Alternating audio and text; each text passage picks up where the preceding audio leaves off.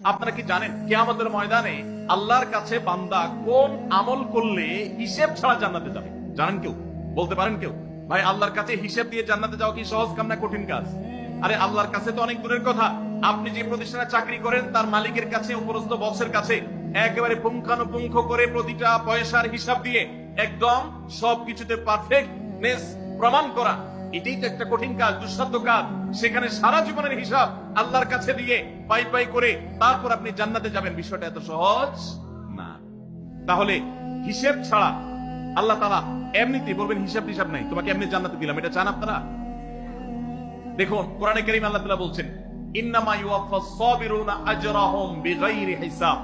আল্লাহ বিনিময় দেওয়ার ক্ষেত্রে, সওয়াব দেওয়ার ক্ষেত্রে দুনিয়াতে যারা সবরকারী হবে, যারা ধৈর্যশীল হবে, যারা সহিষ্ণু হবে, যারা নিজেকে নিয়ন্ত্রণ করতে পারবে, এই সবরকারীদেরকে আল্লাহ তাআলা হিসেব ছাড়া দিবেন, তাদেরকে সওয়াব দিবেন হিসেব ছাড়া। তাহলে আপনি যখন আপনার কর্মস্থলে থাকবেন আপনাকে ধৈর্য ধারণ করতে হবে। আপনি যখন পাবলিক পরিবহনে উঠবেন আপনার মাথা ঠান্ডা রাখতে হবে। আপনি যখন আপনার বাসা বাড়িতে থাকবেন আপনার মাথা ঠান্ডা থাকতে হবে।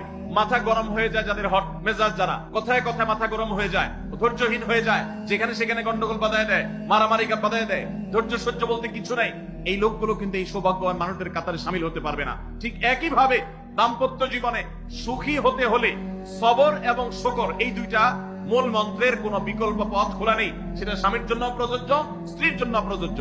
স্বামী হিসাবে আপনি স্ত্রী অনেক অনিয়মতা দেখতে পাবেন, অনেক কিছু দেখতে পাবেন, আপনার আকাঙ্ক্ষা, আপনার চাহিদা, প্রত্যাশার বিপরীত আপনাকে সবর করতে হবে। ভাইরা আমার, আমাদের প্রিয় নবী সাল্লাল্লাহু আলাইহি সাল্লামের দাম্পত্য জীবনে কিন্তু টুনটান সমস্যা হয়েছে। আপনারা মনে করতে পারেন নবী সাল্লাল্লাহু আলাইহি সাল্লামের ঘর, ওনার স্ত্রীগণ সাহাবী, তারা উম্মুল মুমিনিন আমাদের মা, এত মর্যাদাবান মানুষ তারা, তাদের আবার ঝামেলা হয়েছে। ভাই, দাম্পত্য জীবনে টুকটাক সমস্যা তাদেরও হয়েছে। প্রিয় নবী সাল্লাল্লাহু আলাইহি সাল্লাম নিজে একদিন বাসা ছেড়ে মসজিদে নববীতে এসে মন খারাপ করে বসেছিলেন, তিনি বাসায় যাচ্ছেন না, অভিমান করে।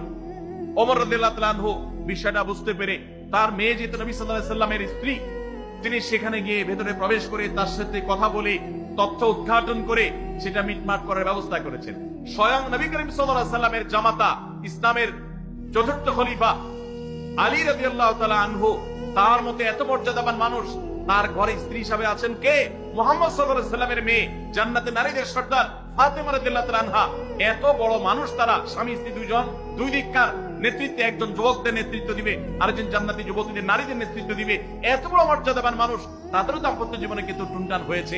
একবার আলী রাদিয়াল্লাহু তাআলা আনহু এসে মসজিদে টানটান হয়ে শুয়েছিলেন মাটিতে, মনটা খারাপ, ঘরে একটু হালকা ঝামেলা হয়েছে, এই জন্য মসজিদে নববীতে এসে মাটিতে শুয়ে আছে।